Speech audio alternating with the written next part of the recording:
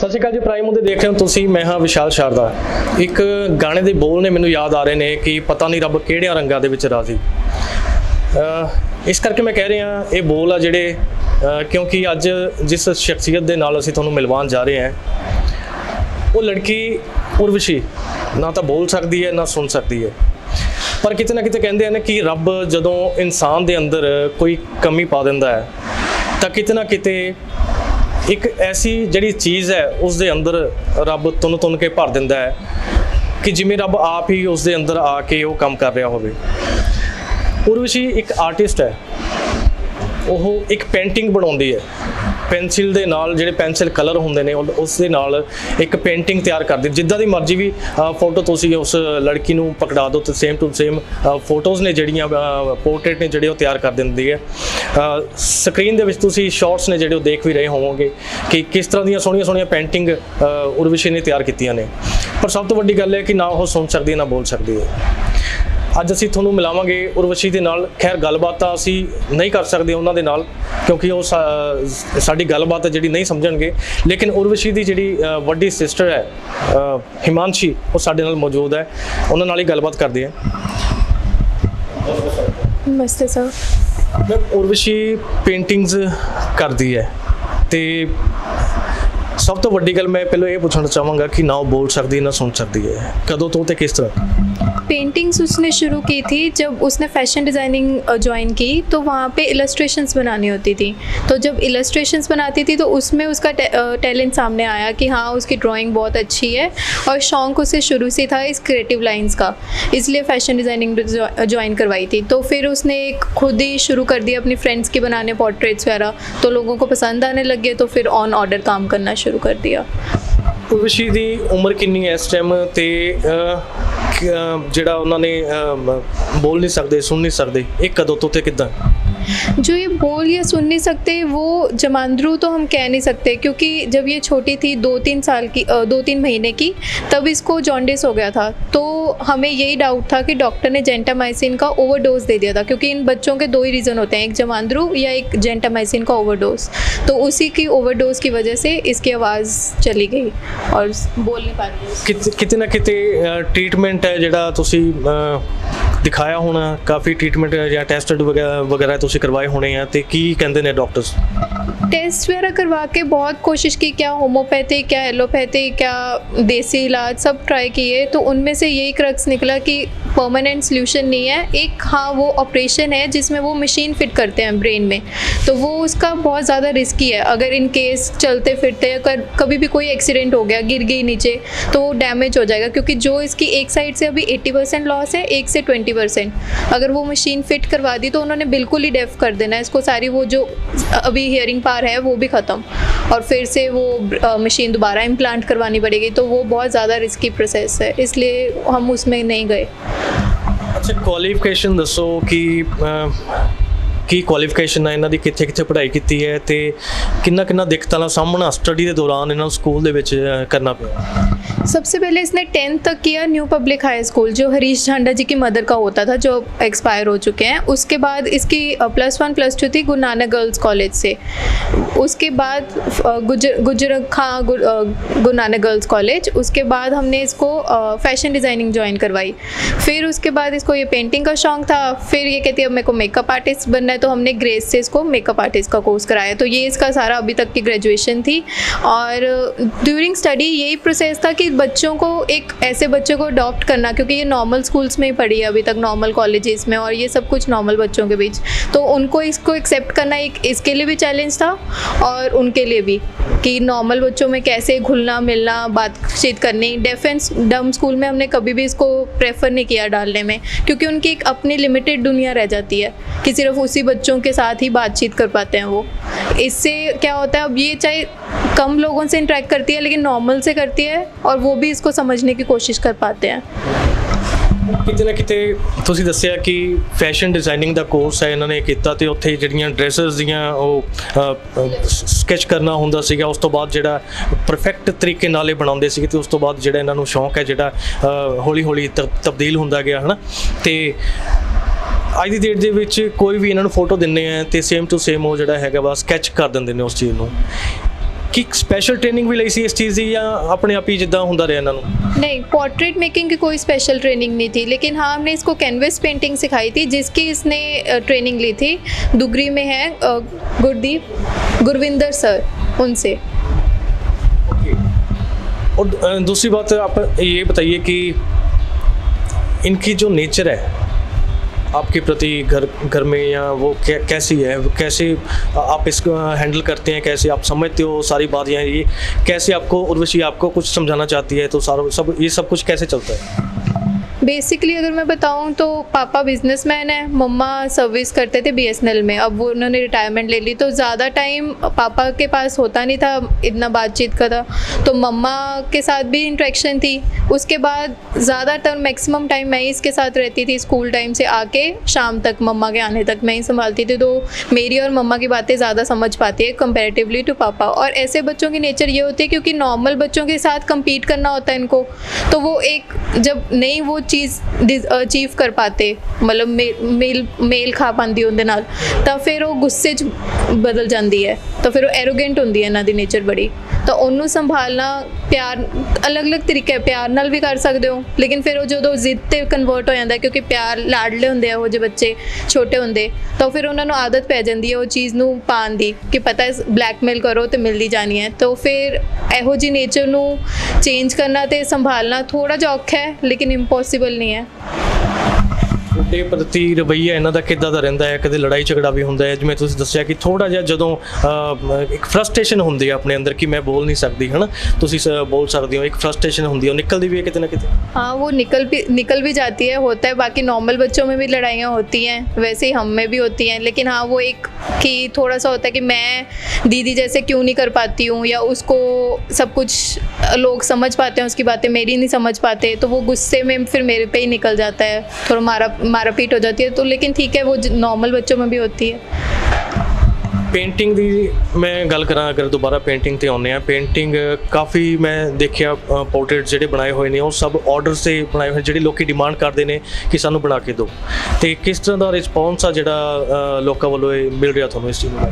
जो ऑर्डर्स आते हैं वो स्टार्टिंग में कम थे, लेकिन आहिस्ता आहिस्ता जैसे लोगों को पता लगा, हमने फेसबुक पेज बनाया, इंस्टा बनाया, यूट्यूब चैनल है, उन सब से जैसे जैसे वो वाकिफ़ होते गए तो ऑर्डर्स इंक्रीज़ होते गए और उन लोगों को पसंद आते हैं, तो आगे वो ज़रूर रिकमेंड करते हैं दूसरों को, तो इससे कस्टमर्स इंक्रीज़ हो रहे हैं डे बाय डे। ਅੱਛਾ, ਇੱਕ ਪੇਂਟਿੰਗ ਨੂੰ ਅਗਰ ਸਕੈਚ ਪੇਂਟਿੰਗ ਦੀ ਅਗਰ ਮੈਂ ਗੱਲ ਕਰਾਂ, ਪੈਨਸਿਲ ਸਕੈਚ ਦੇ ਨਾਲ ਜਦੋਂ ਇਹ ਬਣਾਉਂਦੇ ਨੇ ਤੇ ਇੱਕ ਪੋਰਟਰੇਟ ਨੂੰ ਬਣਾਉਣ ਦੇ ਵਿੱਚ ਕਿੰਨਾ ਸਮਾਂ ਲੱਗਦਾ ਹੈ ਤੇ ਕਿੰਨੀ ਸਿਟਿੰਗ ਹੁੰਦੀ ਹੈ ਇੱਕ ਦਿਨ ਦੇ ਵਿੱਚ? सीटिंग आवर्स इसके मिनिमम 10 होंगे और मैक्सिमम ਦੀ ਕੋਈ ਲਿਮਿਟ ਨਹੀਂ ਹੈ, ਡਿਪੈਂਡ ਕਰਦਾ ਕਿ ਉਹ ਬੰਦੇ ਨੂੰ ਕਿੰਨੀ ਜਲਦੀ ਆਰਡਰ ਚਾਹੀਦਾ ਹੈ। ਤੇ ਜਿਹੜੀ ਪੈਨਸਿਲ ਆਰਡਰ ਬਣਾਉਣ 'ਚ ਉਹਦੇ ਅਲੱਗ-ਅਲੱਗ ਸਾਈਜ਼ਸ ਨੇ, 3-4 ਸਾਈਜ਼ਸ 'ਚ ਬਣਾਉਂਦੀ ਹੈ। ਅਗਰ ਆਪਾਂ ਸਭ ਤੋਂ ਛੋਟਾ ਸਾਈਜ਼ ਦੀ ਗੱਲ ਕਰੀਏ ਤਾਂ ਉਹ ਬਣਾਉਣ 'ਚ ਪੈਨਸਿਲ ਵਾਲੇ ਨੂੰ ਮਿਨੀਮਮ 2 ਜਾਂ 3 ਦਿਨ ਲੱਗਦੇ ਆ, ਤੇ ਕਲਰਡ ਬਣਾਉਣ 'ਚ 4 ਦਿਨ ਘੱਟੋ ਘੱਟ। ਸਭ ਤੋਂ ਛੋਟਾ ਸਾਈਜ਼ ਕਿਹੜਾ ਹੈ ਤੇ ਕਿਹੜੇ ਸਾਈਜ਼ ਦੀਆਂ ਪੇਂਟਿੰਗਸ ਹੁਣ ਤੱਕ ਇਹ ਬਣਾ ਚੁੱਕੇ ਨੇ? A4 ਸਾਈਜ਼, A3, A4 ਜੋ ਆਪਣਾ ਨਾਰਮਲ ਪੇਪਰ ਹੁੰਦਾ ਹੈ ਇੱਕ, ਉਹ ਫਿਰ A3 ਉਸ ਤੋਂ ਥੋੜਾ ਵੱਡਾ, ਦੈਨ A2, ਦੈਨ A1। ਸਭ ਤੋਂ ਵੱਡਾ A1 ਹੈ, ਤਾਂ ਉਹਦਾ A1 ਅੱਜ ਤੱਕ ਇਹਨੂੰ ਇੱਕ ਵਾਰੀ ਮੌਕਾ ਮਿਲਿਆ ਬਣਾਉਣ ਦਾ। ਇੱਕ ਹੋਰ ਪੇਂਟਿੰਗ ਤੁਸੀਂ ਦੱਸੀ ਕਿ कैनवस पेंटिंग जी हैगी उसके ज़्यादा ऑर्डर आते हैं कि स्केच पेंटिंग दे ज़्यादा। इसको पहले पेंसिल पेंट पोर्ट्रेट्स के आते थे, फिर अब कलर्ड के लोगों का रवैया चेंज हो रहा है, तो कलर्ड वो ज़्यादा डिमांड कर रहे हैं। कैनवस का घट होंगे क्योंकि कैनवस बनाने च महीना तो 2 महीने का वक्त लग जाता है, तो इन्ना पेशेंस तो वो होंगे भी बहुत महंगे ने, तो सारे ईजली अफोर्ड नहीं कर पाते, इसलिए पेंसिल पोर्ट्रेट्स का ज़्यादा या कलर्ड का ज़्यादा वो डिमांड है। अच्छा, घर दे विच मम्मा पापा नाल रवैया इन्हां दा किदां दा है? कोशिश करती है मिक्सअप होने की सबके साथ, समझने की उनकी बातें, लेकिन जब समझ नहीं आती तो फिर जैसे मैं बता ही चुकी हूँ गुस्से में कन्वर्ट हो जाता है। लेकिन हाँ, कोशिश करती है ये मिक्सअप होने की, सबको सुनने की और अपनी बात समझाने की। इस तो अलावा होर किहड़ियां हॉबीज़ ने इन्हां दियां, किहड़े शौक ने, या की ज़्यादा करना इन्हां नूं पसंद है? फ्रेंड्स के साथ आउटिंग करना, और जो इसके फ्रेंड्स हैं वो भी सब जैसे स्कूलिंग वगैरह नॉर्मल हुई है तो नॉर्मल बच्चे ही हैं, उनके साथ घूमना इसको अच्छा लगता है। और अपने लिए कुछ भी जिससे इसको एंटरटेनमेंट मिले, जैसे फोटोग्राफी का इसको बहुत शौक है, मॉडलिंग का शौक है, ऐसी एक्टिविटीज़ में जो सब कुछ क्रिएटिव लाइन में ही हो, ये सब एक तरह का क्रिएटिवनेस ही हो गया। ਜੀ ਫਰੈਂਡਸ ਦੀ ਤੁਸੀਂ ਗੱਲ ਕੀਤੀ ਹੈ, ਫਰੈਂਡਸ ਨਾਰਮਲ ਸਕੂਲਾਂ ਦੇ ਵਿੱਚ ਇਹਨਾਂ ਨੇ ਸਟੱਡੀ ਕੀਤੀ ਹੈ, ਨਾਰਮਲ ਜਿਹੜੇ ਹੈਗੇ ਨੇ ਫਰੈਂਡਸ ਹੈਗੇ ਨੇ ਸਾਰੇ, ਹੈ ਨਾ, ਇੱਕ ਇਹੀ ਨੇ ਕਿ ਸੁਣ ਨਹੀਂ ਸਕਦੇ, ਬੋਲ ਨਹੀਂ ਸਕਦੇ। ਉਹ ਫਰੈਂਡਸ ਦੇ ਨਾਲ ਤਾਲਮੇਲ ਕਿੱਦਾਂ ਬਿਠਾ ਪਾਉਂਦੇ ਨੇ, ਜਾਂ ਕਿੱਦਾਂ ਇਹ ਉਹ ਜਿਹੜੇ ਫਰੈਂਡਸ ਨੇ ਕਿੱਦਾਂ ਇਹਨਾਂ ਦੀ ਗੱਲ ਜਿਹੜੀ ਸਮਝ ਲੈਂਦੇ ਨੇ, ਜਾਂ ਕਿੱਦਾਂ आपस ਦੇ ਵਿੱਚ ਜਿਹੜੀ बातचीत ਇਹਨਾਂ ਦੀ ਹੁੰਦੀ है किमें? स्टार्टिंग में हर किसी को प्रॉब्लम आती है, लेकिन जो भी इंसान, मैं दावे के साथ कह सकती हूँ, इसके साथ हफ्ता भी बिताएगा तो उसको आहिस्ता आहिस्ता इसकी समझ आने लग जाएगी, चाहे वो लिपसिंग से हो, चाहे हाथों के थोड़ा बहुत मूवमेंट से हो, तो जैसे मैं भी कर रही हूँ इस टाइम पे, तो इतना तो समझ आ जाता है। और मेनली अगर कोई ये पूरा सेंटेंस नहीं फॉर्म कर पाएगी इंग्लिश में या हिंदी में, लेकिन हाँ वर्ड्स में से अपनी बात समझा सकती है बना के, इतनी ग्रामर इसकी स्ट्रॉन्ग है। तो और या फिर व्हाट्सएप चैट, आजकल ये सोशल मीडिया इतना है कि व्हाट्सएप से मैसेजेस के थ्रू बातचीत समझ आ जाती है एक नॉर्मल इंसान को। अच्छा, ਤੁਸੀਂ ਪੇਂਟਿੰਗ ਦੀ ਗੱਲ ਆਪਾਂ ਅਗਰ ਨਾ ਕਰੀਏ ਤਾਂ ਪੇਂਟਿੰਗ ਤੋਂ ਇਲਾਵਾ ਹੋਰ ਕੀ ਕਰਨ ਦਾ ਸ਼ੌਂਕ ਆ, ਜਾਂ ਕੀ ਇਹ ਅੱਗੇ ਹੋਰ ਕਰਨਾ ਚਾਹੁੰਦੇ ਨੇ? आगे इसने, जैसे मैंने बताया, मेकअप आर्टिस्ट का कोर्स किया है, तो अभी भी एज अ फ्रीलांसर काम करती है। मतलब लोगों का जैसे ऑर्डर आता है, कई हमारे घर आके मेकअप करवा लेते हैं, या फिर हम उनके घर जाके, ये और इसकी 1-2 फ्रेंड्स हैं, अगर ज़्यादा कस्टमर्स हों तो मेकअप करते हैं, तो उसकी भी बहुत ज़्यादा डिमांड है आज के टाइम पे। अच्छा, कितने ना कितने ਤੁਸੀਂ ਤਾਂ ਚਲੋ ਸਾਰੀ ਗੱਲ ਇਹਨਾਂ ਦੀ ਸਮਝਦੇ ਹੋ, ਕਿਤੇ ਨਾ ਕਿਤੇ ਤੁਹਾਨੂੰ ਵੀ ਸਮਝਾਉਣ ਦੀ ਕੋਸ਼ਿਸ਼ ਕਰਦੇ ਨੇ ਕਿ ਫਿਊਚਰ ਪਲੈਨਿੰਗ ਜਿਹੜੀ ਕੀ ਹੈਗੀ ਆ, ਜਾਂ ਇੱਕ ਅੱਜ ਕੱਲ੍ਹ ਜਿਵੇਂ ਹੁੰਦਾ ਹੈ ਕਿ ਇੱਕ ਵਿਆਹ ਕਰਾਉਣਾ, ਮੈਂ ਇੱਦਾਂ ਦੇ ਮੁੰਡੇ ਨਾਲ ਵਿਆਹ ਕਰਾਉਣਾ ਜਾਂ ਇੱਦਾਂ ਦੀ ਲੜਕੀ ਦੇ ਨਾਲ ਵਿਆਹ ਕਰਾਉਣਾ, ਉਹ ਸਭ ਕੁਝ ਡਿਸਕਸ ਕਰਦੀ ਹੈ ਤੁਹਾਡੇ ਨਾਲ, ਸਾਨੂੰ ਦੱਸਦੀ ਕੁਝ? एज सच इस मैटर में इतनी डिस्कशंस नहीं होती हैं, लेकिन हाँ जो थोड़ी बहुत जब भी हुई है तो इसकी यही डिज़ायर है, एक नॉर्मल लड़की की जैसे होती है कि हाँ बहुत अमीर घर का हो, और इसको ये भी कि मेरे जैसा हैंडीकैप ना हो, कि अगर हम हैंडीकैप्ड होंगे तो आगे शायद उनके भी बच्चे, इतनी समझ है इसमें कि वो भी हैंडीकैप्ड होंगे तो उनकी लाइफ क्या होगी, तो उसको एक नॉर्मल लड़का चाहिए। और फिर सोचे कि अगर नॉर्मल लड़का होगा तो मेरे से क्यों करेगा, तो वो इससे सारे प्रोसेस चलते हैं कहीं ना कहीं इसके दिमाग में। ਕਿਤੇ ਨਾ ਕਿਤੇ ਪਰੇਸ਼ਾਨੀਆਂ, ਦਿੱਕਤਾਂ ਜਿਹੜੀਆਂ ਹੈਗੀਆਂ ਉਹਨਾਂ ਦੇ ਵੀ ਦਿਮਾਗ ਦੇ ਵਿੱਚ ਸਭ ਚੀਜ਼ਾਂ ਘੁੰਮਦੀਆਂ ਨੇ ਕਿ ਇਸ ਤਰ੍ਹਾਂ ਕਰਾਂਗੇ ਤਾਂ ਉਹਦਾ ਇਹ ਇਫੈਕਟ ਨਿਕਲੇਗਾ ਜਾਂ ਇਸ ਤਰ੍ਹਾਂ ਹੋਏਗਾ, ਹੈ ਨਾ। ਲੇਕਿਨ ਫਿਊਚਰ ਪਲੈਨਿੰਗ ਜਿਹੜੀ ਹੈਗੀ ਇਹਨਾਂ ਦੀ ਉਹ ਕੀ ਹੈਗੀ ਹੈ, ਕੀ ਸੋਚਦੇ ਨੇ, ਕੀ ਅੱਗੇ ਕਰਨਾ ਚਾਹੁੰਦੇ ਨੇ? फ़िलहाल फ्यूचर अगर मैरिड लाइफ की सोचें तो वो तो हमारे बस में नहीं है, कोशिश करेंगे इसकी पसंद का लड़का ढूंढने की, लेकिन हाँ करियर रिलेटेड बड़ी ओरिएंटेड है, करियर ओरिएंटेड है कि हाँ मैंने कुछ करना है, अपने दम पे करना है, अपने पैरों पे खड़े करना है। नो डाउट कि मम्मा पापा रहेंगे, मैं भी होंगी इसकी सपोर्ट करने, और भी बहुत सारे लोग हैं, लेकिन फिर भी इसे सपोर्ट के ज़्यादा तरस नहीं चाहिए इसको। इंडिपेंडेंसी मीन्स उनका हौसला अफजाई चाहिए, ना कि तर्स, दोनों में फ़र्क होता है। ਅੱਛਾ, ਇੱਕ ਚੀਜ਼ ਹੋਰ, ਜਦੋਂ ਤੁਹਾਨੂੰ ਪਤਾ ਲੱਗਿਆ ਕਿ ਪੇਂਟਿੰਗ ਹੈ ਜਿਹੜੀ ਇਹ ਬਹੁਤ ਵਧੀਆ ਕਰ ਲੈਂਦੇ ਨੇ ਪੈਨਸਿਲ ਸਕੈਚ ਦੇ ਨਾਲ, ਹੈ ਨਾ, ਤੇ ਉਸ ਟਾਈਮ ਦੇ ਉੱਤੇ ਤੁਹਾਨੂੰ ਕਿੱਦਾਂ ਫੀਲ ਹੋਇਆ ਕਿ ਵੀ ਇਹਨਾਂ ਨੂੰ ਇਸੇ ਹੀ ਫੀਲਡ ਦੇ ਵਿੱਚ ਜਾਣਾ ਚਾਹੀਦਾ, ਜਾਂ ਇਹਨਾਂ ਨੇ ਤੁਹਾਨੂੰ ਦੱਸਿਆ ਜਾਂ ਤੁਸੀਂ ਇਹਨਾਂ ਨੂੰ ਮੋਟੀਵੇਟ ਕੀਤਾ? नहीं, ये सब कुछ इसकी हम क्रेडिट नहीं लेंगे, इसकी इन्वेंशन थी, इसका वो था कि मैं खुद करूँगी, यूट्यूब्स पे सर्च करना या लोगों का देखना, इंस्टा जैसे मैंने बताया सोशल मीडिया एडिक्टेड है, ये बहुत ज़्यादा फॉलो करती है सब कुछ, तो वहाँ पे देखा कि ऐसे ऐसे डिमांड्स और ड्राइंग अच्छी थी तो इसने शुरू किया, फ्रेंड्स को गिफ्ट किए तो उनको पसंद आई, तो ऐसे ऐसे ऑर्डर्स। करियर, एक वो लाइन कब बनती गई इसकी करियर की पता ही नहीं लगा वक्त के साथ, तो कहते हैं ना हर भगवान ने सोचा ही होता है पहले से, सब कुछ होता गया वैसे वैसे। ਕਿੰਨੇ ਸਾਲ ਹੋ ਗਏ ਟੋਟਲ ਹੁਣ ਤੱਕ ਜਿਹੜਾ ਪੇਂਟਿੰਗ ਕਰਦਿਆਂ ਨੂੰ? अंदाज़ा 3 साल हो गए उन्हें। हाँ जी। ਫੇਸਬੁੱਕ ਪੇਜ ਤੁਹਾਡਾ ਅਸੀਂ ਵੀ ਦੇਖਿਆ, ਜਿਹਦੇ ਥਰੂ ਅਸੀਂ ਤੁਹਾਡੇ ਤੱਕ ਪਹੁੰਚੇ ਹਾਂ, ਤੇ ਕਿਤੇ ਨਾ ਕਿਤੇ ਤੁਹਾਡਾ ਇੱਕ ਕੰਟੈਕਟ ਨੰਬਰ ਵੀ ਉਹਦੇ ਵਿੱਚ, ਈਮੇਲ ਵਗੈਰਾ ਵੀ ਤੁਹਾਡੇ ਹੈਗੇ, ਕਿਤੇ ਨਾ ਕਿਤੇ ਲੋਕਾਂ ਦੀ ਵਾਹ ਭਰੇ ਫੋਨ ਵੀ ਆਉਂਦੇ ਨੇ ਤੁਹਾਨੂੰ? हाँ वाह भरे फोन आंदे ने, उस तो ज़्यादा आंदे सोशल मीडिया ते कमेंटिंग, जो कि बहुत ज़्यादा कॉमन है आजकल, तो वही बहुत ज़्यादा एप्रीशिएशन इनू जब मिलती है तो खुश हो जाती है कि हाँ मेरा काम लोगों को पसंद आ रहा है। अगर नहीं आंदा तो फिर इनू अंदर वो जज्बा होता है कि मैं होर बेटर करा, जो कि एक आर्टिस्ट ਲਈ ਵਧੀਆ ਚੀਜ਼ ਹੈ। ਇੱਕ ਆਰਟਿਸਟ ਹੋਣ ਦੇ ਨਾਤੇ ਹੁਣ ਤੱਕ ਜਿਹੜੀਆਂ ਪੇਂਟਿੰਗਸ ਇਹਨਾਂ ਨੇ ਬਣਾਈਆਂ ਨੇ, ਤੁਸੀਂ ਇਹਨਾਂ ਦੀ ਸਿਸਟਰ ਹੋ, ਤੁਹਾਨੂੰ ਪਤਾ ਹੋਣਾ, ਤੁਹਾਨੂੰ ਦੱਸਿਆ ਹੋਣਾ ਇਹਨਾਂ ਨੇ, ਕੋਈ ਇਦਾਂ ਦੀ ਪੇਂਟਿੰਗ ਜਿਹੜੀ ਸਭ ਤੋਂ ਜ਼ਿਆਦਾ ਪਸੰਦ ਇਹਨਾਂ ਨੂੰ ਆਈ ਹੋਵੇ? ਉਹਨਾਂ ਵਿੱਚੋਂ ਜਿੱਦਾਂ ਮੈਂ ਕੈਨਵਸ ਦੀ ਗੱਲ ਕਰਾਂ, ਉਹ 'ਚ ਕੈਨਵਸ ਪੇਂਟਿੰਗ ਦੀ ਸਾਈਂ ਬਾਬਾ ਜੀ ਦੀ ਪੇਂਟਿੰਗ ਬਣਾਈ ਹੈ, ਕਿਉਂਕਿ ਅਸੀਂ ਜ਼ਿਆਦਾਤਰ ਉਹਨਾਂ ਨੂੰ ਮੰਨਦੇ ਹਾਂ, ਸਾਈਂ ਬਾਬਾ ਜੀ ਨੂੰ ਮੰਨਦੇ ਸਾਰਿਆਂ ਨੂੰ, ਲੇਕਿਨ ਜ਼ਿਆਦਾ ਇੱਕ ਝੁਕਾਅ ਹੁੰਦਾ ਨਾ ਰੱਬ ਵੱਲ, ਉਹ ਸਾਈਂ ਜੀ ਲਈ, ਤਾਂ ਉਹ ਇਹਨੂੰ ਖੁਦ ਨੂੰ ਬਹੁਤ ਜ਼ਿਆਦਾ ਪਸੰਦ ਆਈ ਸੀਗੀ। ਜੀ ਜਿਹਨੂੰ ਬਣਾਉਣ 'ਚ ਇਹਨੇ ਬਹੁਤ ਜ਼ਿਆਦਾ ਹੀ ਵਕਤ, ਸਭ ਤੋਂ ਜ਼ਿਆਦਾ ਵਕਤ ਬਣਾਉਣ 'ਚ ਵੀ ਉਹਨੂੰ ਹੀ ਲਿਆ ਸੀ। ਮੈਂ ਅਕਸਰ ਦੇਖਦਾ ਹੁੰਦਾ ਕਿ ਅਗਰ ਕਿਸੇ ਇਨਸਾਨ ਦੇ ਵਿੱਚ ਫਿਜ਼ੀਕਲੀ ਤੌਰ ਤੇ ਕੋਈ ਕਮੀ ਹੋਵੇ ਤਾਂ ਕਈ ਤਾਂ ਜਿਹੜੇ ਬਹੁਤ ਧਾਰਮਿਕ ਖਿਆਲਾਂ ਦੇ ਹੁੰਦੇ ਨੇ ਜਾਂ ਕਈ ਨਾਸਤਿਕ ਹੁੰਦੇ ਨੇ, ਰੱਬ ਨੂੰ ਮੰਨਣ ਵਾਲੇ ਨਹੀਂ ਹੁੰਦੇ, ਤੇ ਇਹਨਾਂ ਦਾ ਜਿਹੜਾ ਹੈਗਾ ਉਹ ਕਿਸ ਤਰ੍ਹਾਂ ਹੈਗਾ ਸਰ? नास्तिक नहीं कह सकते, लेकिन हाँ वो एक क्वेश्चन जो एक नॉर्मल बंदे के दिमाग में भी आता है कि हाँ मैं ही ऐसा क्यों, मैं ही क्यों, या अगर भगवान को प्रे कर रहे हैं तो मेरी क्यों नहीं सुनते। मतलब किते ना किते रब नाल नाराज़गी ਜਿਹੜੀ ਮਨ ਦੇ ਵਿੱਚ, मैं ਉਹੀ ਗੱਲ हाँ नाराज़गी होंदी है कि हाँ मैं हुण तक क्यों नहीं ठीक हो रही, अगर रब है तो मैनू करन ठीक। वो एक चैलेंजिंग पार है रब नाल भी, देखो कदों सुनदा है। ਅੱਛਾ ਜੀ, ਮੈਂ ਆਪਣੇ ਦਰਸ਼ਕਾਂ ਨੂੰ ਦਿਖਾਉਣਾ ਹੋਵੇ ਕਿ ਤੁਸੀਂ ਕਿਸ ਤਰ੍ਹਾਂ ਇਹਨਾਂ ਨਾਲ ਗੱਲ ਕਰਦੇ ਹੋ ਤੇ ਕਿਸ ਤਰ੍ਹਾਂ ਇਹ ਤੁਹਾਡੀ ਗੱਲ ਦਾ ਜਵਾਬ ਦਿੰਦੇ ਨੇ, ਤੁਸੀਂ ਕੋਈ ਸਵਾਲ ਪੁੱਛਣਾ ਚਾਹੋਗੇ ਨਾ?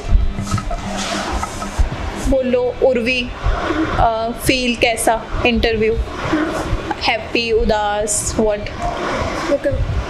अरे अदम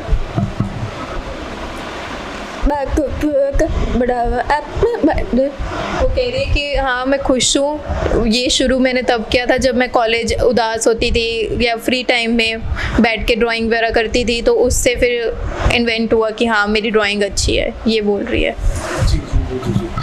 ਸੋ ਕਿਤੇ ਨਾ ਕਿਤੇ ਉਹਨਾਂ ਦੀਆਂ ਭਾਵਨਾਵਾਂ ਨੇ ਜਿਹੜੀਆਂ ਉਹ ਵੀ ਇਹਨਾਂ ਨੇ ਜ਼ਾਹਰ ਕੀਤੀਆਂ ਕਿ ਜਦੋਂ ਮੈਂ ਉਦਾਸ ਹੁੰਦੀ ਸੀ ਜਾਂ ਕਾਲਜ ਟਾਈਮ ਦੇ ਵਿੱਚ ਜਾਂ ਸਟ੍ਰੈਸ ਫੀਲ ਕਰਦੀ ਸੀ ਜਾਂ ਕਿਤੇ ਨਾ ਕਿਤੇ ਕੋਈ ਨਾਰਾਜ਼ਗੀ ਜਿਹੜੀ ਇੱਕ ਰੱਬ ਨਾਲ ਹੁੰਦੀ ਹੈ, ਜਦੋਂ ਕਦੋਂ ਬੰਦਾ ਉਦਾਸ ਹੁੰਦਾ ਹੈ ਤੇ ਸ਼ਿਕਾਇਤਾਂ ਕਰਦਾ ਹੈ ਰੱਬ ਦੇ ਨਾਲ, ਤੇ ਉਸ ਟਾਈਮ ਦੇ ਉੱਤੇ ਇਹਨਾਂ ਨੇ ਇਹ ਡਰਾਇੰਗ ਆ ਜਿਹੜੀ ਸ਼ੁਰੂ ਕੀਤੀ ਸੀ ਤੇ ਜਿਹੜਾ ਅੱਜ ਇਹਨਾਂ ਦਾ ਪੈਸ਼ਨ ਬਣਿਆ ਹੋਇਆ ਹੈ ਤੇ ਕਾਫੀ ਜਿਹੜਾ ਲੋਕ ਦੂਰੋਂ ਦੂਰੋਂ ਇਹਨਾਂ ਨੂੰ ਕੰਟੈਕਟ ਕਰਦੇ ਨੇ ਪੇਂਟਿੰਗ ਬਣਾਉਣ ਦੇ ਲਈ।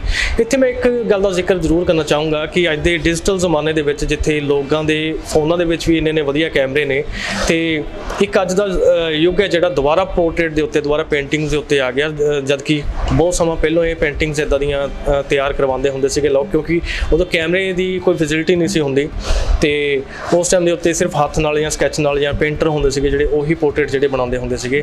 ਦੁਬਾਰਾ ਜਿਹੜਾ ਦੌਰ ਆ ਇਸ ਉਰਵਸ਼ੀ ਨੂੰ, ਲੜਕੀ ਨੂੰ ਦੇਖ ਕੇ ਜਿਹੜਾ ਲੱਗ ਰਿਹਾ ਕਿ ਦੁਬਾਰਾ ਦੌਰ ਆ ਜਿਹੜਾ ਇਸ ਡਿਜੀਟਲ ਜ਼ਮਾਨੇ ਦੇ ਵਿੱਚ ਵੀ ਦੁਬਾਰਾ ਸ਼ੁਰੂ ਹੋ ਗਿਆ। ਲੇਕਿਨ ਇੱਥੇ ਸਲਾਮ ਹੈ ਇਸ ਕੁੜੀ ਦੇ ਜਜ਼ਬੇ ਨੂੰ ਕਿ ਬੋਲ ਨਹੀਂ ਸਕਦੀ, ਸੁਣ ਨਹੀਂ ਸਕਦੀ, ਲੇਕਿਨ ਕਿਤੇ ਨਾ ਕਿਤੇ ਰੱਬ ਨੇ ਇੱਕ ਇਹੋ ਜਿਹੀ ਕਲਾ ਇਹਨਾਂ ਦੇ ਅੰਦਰ ਭਰ ਕੇ ਦਿੱਤੀ ਹੋਈ ਹੈ ਕਿ ਪੋਰਟਰੇਟ ਦੇਖਣ ਤੋਂ ਬਾਅਦ ਇਹ ਪਤਾ ਨਹੀਂ ਲੱਗਦਾ ਹੈਗਾ ਕਿ ਇਹ ਪੋਰਟਰੇਟ ਕਿਸੇ ਅਣਜਾਣ ਬੰਦੇ ਨੇ ਬਣਾਇਆ ਹੈ ਜਿਹਨੇ ਕਦੇ ਪੇਂਟਿੰਗ ਸਿੱਖੀ ਹੀ ਨਹੀਂ। ਗੋਡ ਗਿਫਟ ਇਹਨੂੰ ਕਹਿੰਦੇ ਆ, ਗੋਡ ਗਿਫਟ। ਤੇ ਬਹੁਤ ਬਹੁਤ ਸ਼ੁਭਕਾਮਨਾਵਾਂ ਸਾਡੇ ਵੱਲੋਂ ਵੀ, ਸਾਡੇ ਚੈਨਲ ਦੀ ਟੀਮ ਵੱਲੋਂ ਕਿ ਉਰਵਸ਼ੀ ਹੋਰ ਵੀ ਜ਼ਿਆਦਾ ਵਧੀਆ ਕੰਮ ਕਰੇ ਤੇ ਹੋਰ ਵੀ ਜ਼ਿਆਦਾ ਜਿਹੜੇ ਕੰਟੈਕਟ ਕਰਨ ਲੋਕ ਇਹਨਾਂ ਨੂੰ ਤੇ ਕਾਫੀ ਜਿਹੜੇ ਆਰਡਰਸ ਨੇ ਇਹਨਾਂ ਨੂੰ ਆਉਂਦੇ ਰਹਿਣ ਤਾਂ ਕਿ ਇਹਨਾਂ ਦਾ ਮਨ ਹੈ ਜਿਹੜਾ ਉਹ ਉਦਾਸ ਨਾ ਹੋਵੇ ਤੇ ਪੇਂਟਿੰਗ ਦੇ ਜ਼ਰੀਏ ਜਿਹੜਾ ਉਹ ਆਪਣਾ ਇੱਕ ਮਨ ਦੀ ਜਿਹੜੀ ਮਾਨਸਿਕ ਸਥਿਤੀ ਹੈ ਸੰਤੁਲਿਤ ਰੱਖ ਸਕਣ। जी बिल्कुल, ਤੇ ਉਮੀਦ ਆਹੀ ਰੱਖਦੇ ਹਾਂ ਕਿ ਅੱਗੇ ਵੀ ਇੱਦਾਂ ਹੀ ਪਿਆਰ ਮਿਲਦਾ ਰਹੇਗਾ ਇਹਨੂੰ ਤੇ ਇਹਦਾ ਹੌਸਲਾ ਅਫਜ਼ਾਈ ਹੁੰਦੀ ਰਹੇਗੀ। ਜੀ ਬਿਲਕੁਲ, ਇਹ ਸਨ ਉਰਵਸ਼ੀ ਦੀ ਵੱਡੀ ਸਿਸਟਰ ਹਿਮਾਂਸ਼ੀ ਜਿਨ੍ਹਾਂ ਨੇ ਸਾਡੇ ਨਾਲ ਸਾਰੀ ਗੱਲਬਾਤ ਸਾਂਝੀ ਕੀਤੀ ਹੈ ਤੇ ਉਮੀਦ ਕਰਦੇ ਹਾਂ ਕਿ ਇੰਟਰਵਿਊ ਤੁਹਾਨੂੰ ਬਹੁਤ ਵਧੀਆ ਲੱਗੀ ਹੋਏਗੀ ਤੇ ਅੱਗੇ ਵੀ ਅਸੀਂ ਤੁਹਾਨੂੰ ਕਿਸੇ ਨਾ ਕਿਸੇ ਹਸਤੀ ਦੇ ਨਾਲ ਮਿਲਵਾਉਂਦੇ ਰਵਾਂਗੇ। ਦੇਖਦੇ ਰਹੋ ਪ੍ਰਾਈਮੋ ਦੇ। ਕੈਮਰਾਮੈਨ ਬਲਵੀਰ ਬੰਟੀ